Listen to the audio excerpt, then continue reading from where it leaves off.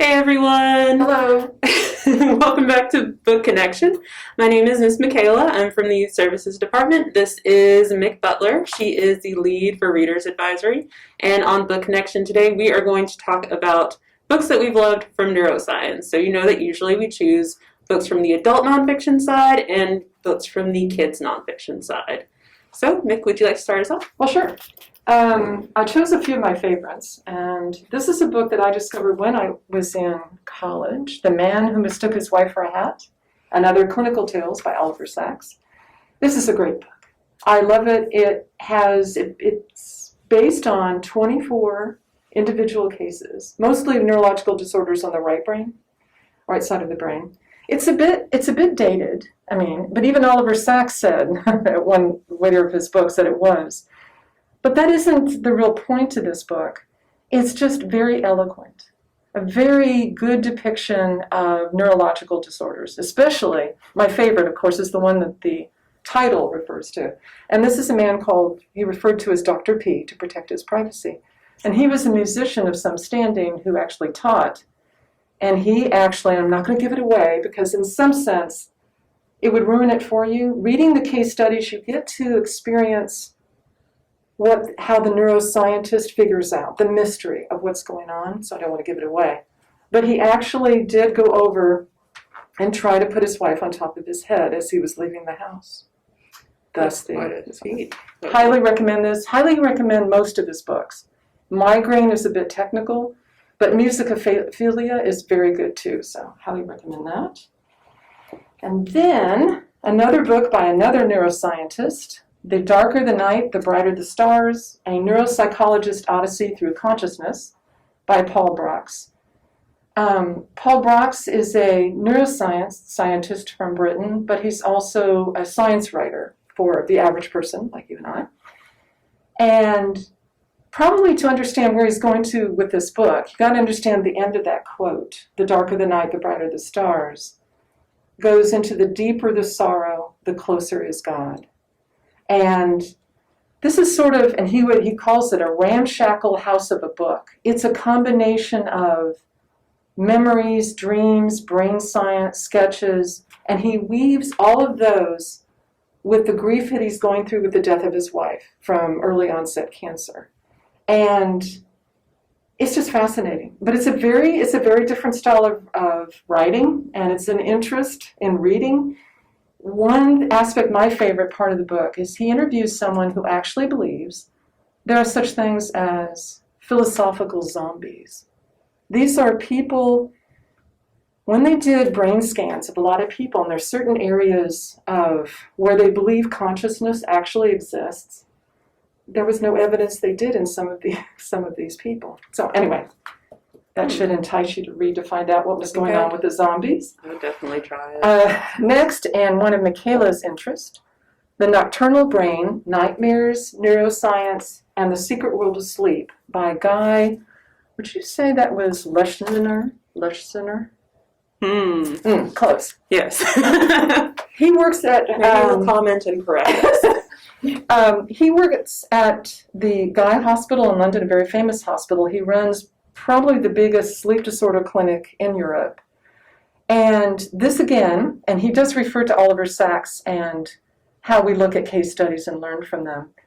His book is also based on case studies of things like sleep eating, which I did not know exists, non-24-hour rhythm disorder. Most of us have 24 hours, almost on the average, of our cycle. And even individual cells in your body kind of have that kind of thing.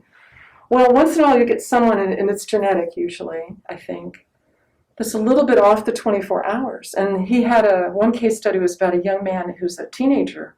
And you can imagine a teenager coming up to you, falling asleep in class, you're assuming he's up to no good. He's up to no good. But in his case, his clock was about 25 or 26 hours long. So he was constantly off everyone else. So over days, while he's sitting in class, his body is really telling me, oh, please, it's time to go to bed. So it's very, very interesting. And since sleepwalking runs in my family, I'm very interested in the sleepwalking aspects, too. That was really cool. So for the teenager, was that like a form of narcolepsy? kind of? Or No. Well, yes and no. Narcolepsy, I think, not being an expert here, so don't hold me to this, is a little bit different. This is just based on your circadian. I think there are other usual explanations for narcolepsy other than that, but it has a similar side to it, in that it does look like that because you're falling asleep when normally everybody else would be awake. So, and last but not least, I normally don't read. I guess you could call this a long-term. Bookmark. A long-term case study. This is, probably can't see this one. Tell Me Everything You Don't Remember, The Stroke That Changed My Life, a biography by Christine Hyung-Oak Lee. I don't normally read books about specific case studies, but I was encouraged to do so by a coworker. One of your favorite coworkers. Ms. Lee was 33 years old. And she was standing in a parking lot for a hardware store.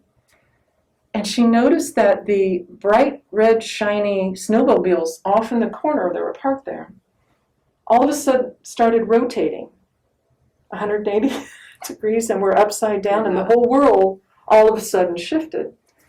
She had just experienced what they call a thalamic stroke. She had come to find out a heart condition her entire life, and it never got addressed. She just, because of body issues that she had, being the child of immigrants, she felt this pressure always to fit in, and so she had developed bad body image and relied on her intellect to make up for all of that. And so she ignored any messages she was getting from her body, like the fact she couldn't go upstairs without heavy breathing. Even when she was a 10-year-old, she was having difficulties. She had this stroke. The thalamus is a really important processing center of the brain. All different parts of the brain communicate through it in general. But this mostly talks about her recovery. And it's more true to form. Sometimes some of the stroke books I've read, it was overly optimistic sometimes about how much your brain can recover. But it is very elastic, and other parts of the brain can take over. But she talks more about, I guess you would say with this one, it's more a personal identity kind of book. How she changed, it forced her to look at her life because she couldn't do, she's a writer, and she had aphasia. She couldn't remember. She had to write everything down in a notebook, or if you asked her 2 minutes later, she would not remember anything that had occurred. I like the last line in it, or one of the lines towards the end, where she just likes the fact that her body is no longer at war. She felt constantly she had that going on. It does talk a lot about the science and explains what's going on, but it's more of a personal kind of endeavor. And those are my 4 favorites. Are you glad you read that book? Yes. Under duress? Yeah, Under Duress. Yes. Thank you. Thank you. Now, what do you have from kids? So for the kids side, most of the books that we have in the kids nonfiction area for neuroscience are going to focus more on the physiological aspects of the brain and less to do with the disorders. So the first book I would like to share with you is The Brain is Kind of a Big Deal by Nick Selleck. Again, author, if you happen to see this book or this book talk and you notice we have mispronounced your name, comment. Hey guys, just comment. So I chose this book. It's appropriate for kids that are probably about age 5 until about age 8 or 9. And I really like the picture book-esque sort of setup that it has. But it also has a little bit of graphic novelization to it, which I also really enjoy. And so many bright colors. It's so pretty. But it basically breaks down how the brain functions through communicating with the body in a very simplistic sort of way. So if you are reading this to a 5-year-old, you'll have to read it along with them. Of course, they're not going to be able to absorb everything, but it's a good start. And again, the pictures are so cute. For slightly older kids, because we're all homeschooling now, so if you have a little and a slightly older kid, you could check out both of these. The next book I want to share is The Human Brain in 30 Seconds by Clive Gifford. So it really does break down the human brain in 30 seconds per page. So it's divided up into 6 sections where it talks about the physiology of the brain, how the brain communicates with the body, specialized skills in different parts of the brain. So I really enjoyed it, and each page for each section ends with either a fun fact or a quick experiment that you can try out at home. Oh, cool. Parents, do be wary and, read what the experiment is before you let your kids have at it. I know one of the first ones in there involves raw eggs and, dropping them. So be careful of that. On to the next one for slightly older children, probably in middle grade because there's a lot of information in it. And this gets more into abnormal brains and brain disorders, is Phineas Gage, A Gruesome True Story About Brain Science by John Fleischman. So was this book mentioned in yours at all? No. Because this was really interesting. It tells the story of Phineas Gage, who worked on the railways and was a tamper for explosives, so he would tamp down the explosive powder. One day there was an error. No one really knows for sure what it is, but it sent the tamping spike, which is very pointy at one end, up through his cheekbone and through the top of his skull, all the way out. He survived. He was very different afterwards. So when we were talking about neuroscience before, I remember you saying that part of the way the brain is studied is from what goes wrong. Right. So this is one of the what goes wrong stories, and it's very interesting. It is very graphic at times. It does get into a little bit of medical history, which is very interesting. The practices were a little bit scary, to say the least. Not a whole lot of sanitization going on. But a fascinating read nonetheless, but definitely more geared towards older kids that have a little bit of grasp on science and, definitely the ability to read on their own. If you're a psych major, you always read your talk about Phineas Gage and the fact that they were surprised that he showed abnormal behavior after this event.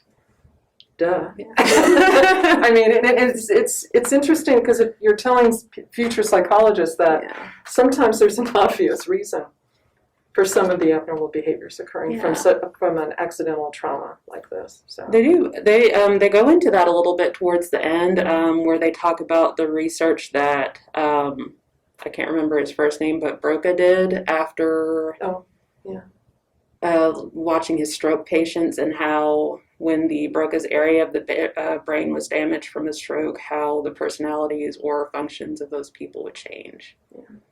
So before that was called, is it whole brain? I'm relying heavily on you and your expertise, Nick. I'm sorry, I don't understand where you're going. Oh, before people realized that damage to a specific part of the brain could change a person's personality or their ability. Oh, no, I don't know the term, but you're talking about the whole brain theory. Yeah.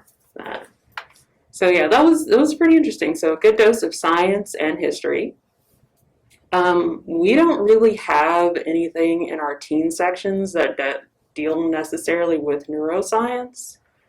A lot of our brain-related stuff deals more with psychological issues like anxiety, eating disorders, depression, that kind of thing. But I didn't want to leave teens out entirely, so I brought in an adult book. It's called Unthinkable by Helen Thompson. Oh, yeah. It is a very fun read. I enjoyed it a lot, and it's kind of like the second book you shared where it's very palatable for the average reader, or if you're like me, the sub-average reader. Ouch. Occasionally. This is what it's like to be part of the self-deprecation nation. It is what it is. So in this book, Helen Thompson introduces 9 different case studies that are fascinating. One of the things that I really liked about it was her attention to synesthesia. If you don't know what synesthesia is, it's when 2 senses get confused, kind of. I'm really downplaying this because, again, sub-average. So, like hearing smells or seeing sounds. One of the examples of synesthesia that she has in here is a person with the ability to see auras. And so what he actually sees is colors around people. And from those colors, he's able to sort of see what kind of person they are. So if he sees red around them, he might see them as being very sexually attractive. Blue, maybe he wants to avoid them. And it's partly how he feels about those colors himself. So if you're interested in case studies, whether you're a teen or an adult, I would highly recommend this book. It is a fun read. It's actually the first neuroscience book that I ever read, and it got me interested in all the other neuroscience books I've read since. So did you have anything else to offer? No. All right. Well, thank you so much for joining us today. And if you enjoyed this video or any of our other videos, please like and subscribe. Thanks. Goodbye. Bye.